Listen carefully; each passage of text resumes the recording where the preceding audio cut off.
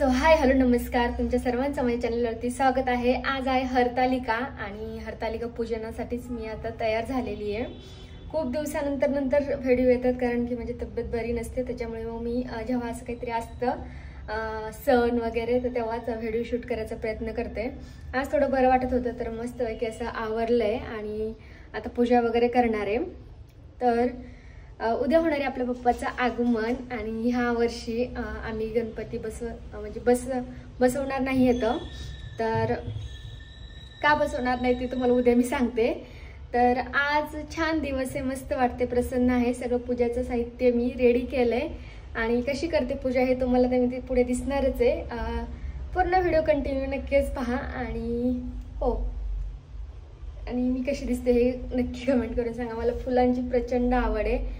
So कधीही घरात जेव्हा फुल येतं तेव्हा मी केसामध्ये एक तरी फुल लावतच असते। तर आज पण मी लावलेलं आहे। तर चला, आणि जिमला गेले तर आता ते येतीलच। आता मला किती शूट करता येते माहिती नाही कारण माझं ते शूट करायचं आहे ना, ते मोडलेलं आहे। तर जेवढा प्रयत्न होतील तेव्हा मी रेकॉर्ड करायचा प्रयत्न करते आहे। आणि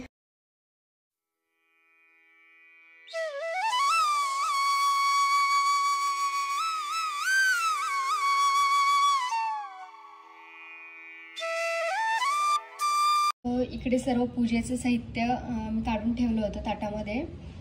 ही वाळू वगैरे आणि फ्रूट सगळं, आणि इकडे आता मी अगोदर देवाची पूजा करून घेते ह्या आमच्या, आणि नंतर आपण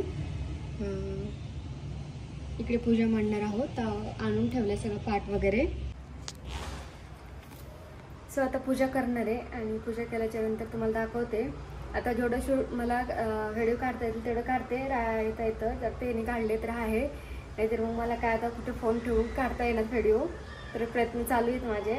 तर बघू शकता हे तुटलं आहे ना, त्याच्यामुळे ह्यामध्ये बसत नाही हा फोन आणि व्हिडिओ काढता येत नाही आहे। तर मला वाटलं आत्ता काय माझा व्हिडिओ बनवून होत नाही, तेवढ्यात राया आले आणि मी त्यांना म्हटलं थोडा वेळ बसा, माझी पूजा वगैरे मांडूस तर तुम्ही थोडे व्हिडिओ काढा।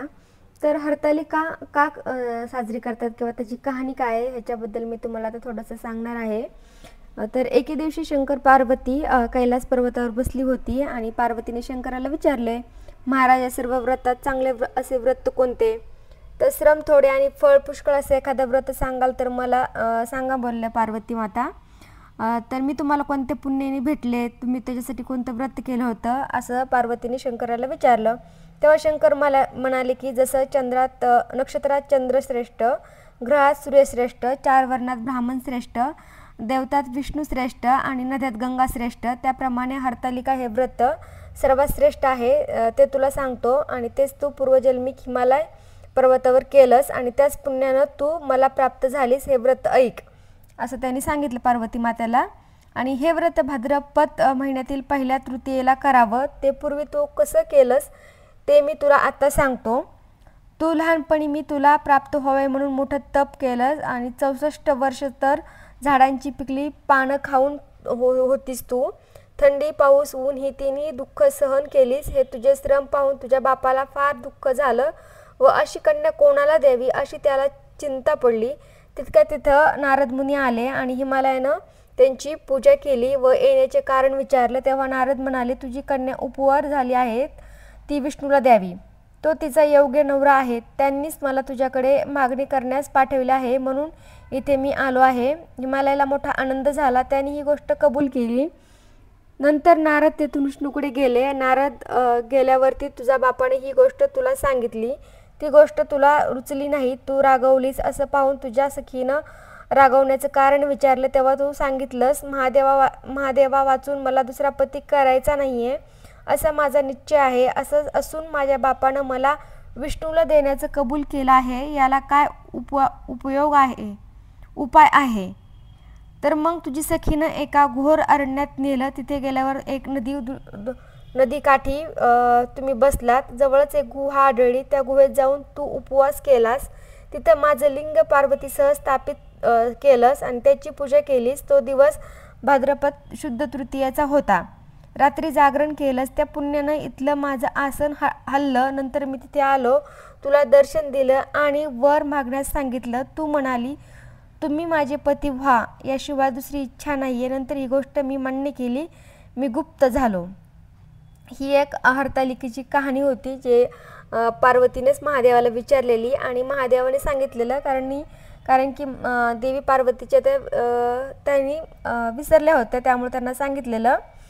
नंतर पुढे काय झालेलं, पुढे दुसऱ्या दिवशी ती व्रतपूजा विसर्जन केलीस, मैत्रिणीसह त्यांचे पारायण केलेस. तितक्यात तुझा बाप तिथे आला. त्याने तुला इकडं पळून येण्याचं कारण विचारलं. मग तू सर्व हकीकत सांगितलीस. पुढे त्यानं मलाच देण्याचं वचन दिलं. तुला घेऊन घरी गेला.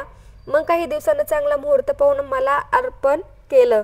अशी या व्रताची तुझी इच्छा पूर्ण झाली. याला हरतालिका व्रत म्हणतात. तर तुम्हाला हे कळलं असेल की हरतालिका व्रत म्हणजे का आपण हे करतो. तर 2 हरतालिका असतात, ते का पूजायचं असतं, कारण तिची एक मैत्रीण असते आणि एक पार्वतीनं स्थापित वगैरे केलेलं.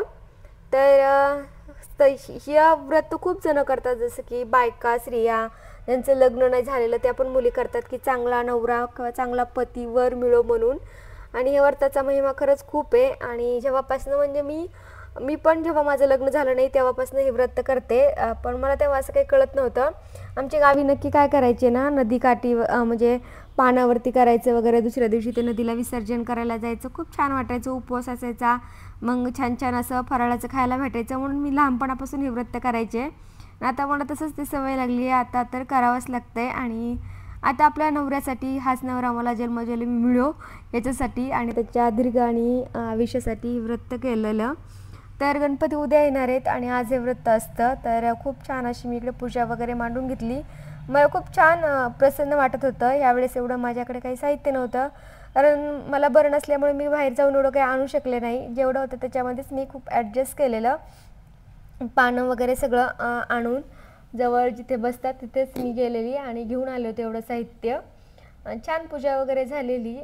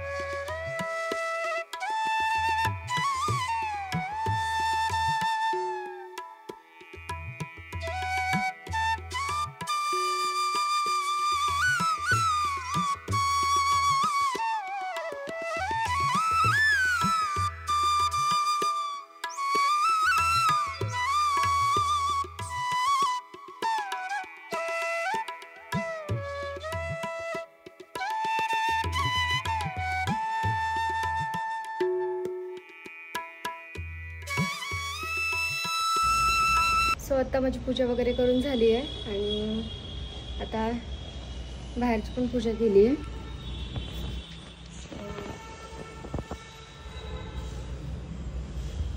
महादेवाची. आणि वातावरण पण छान झालं आहे. थोडासा पाऊस कमी झाला आता. माझी झाडं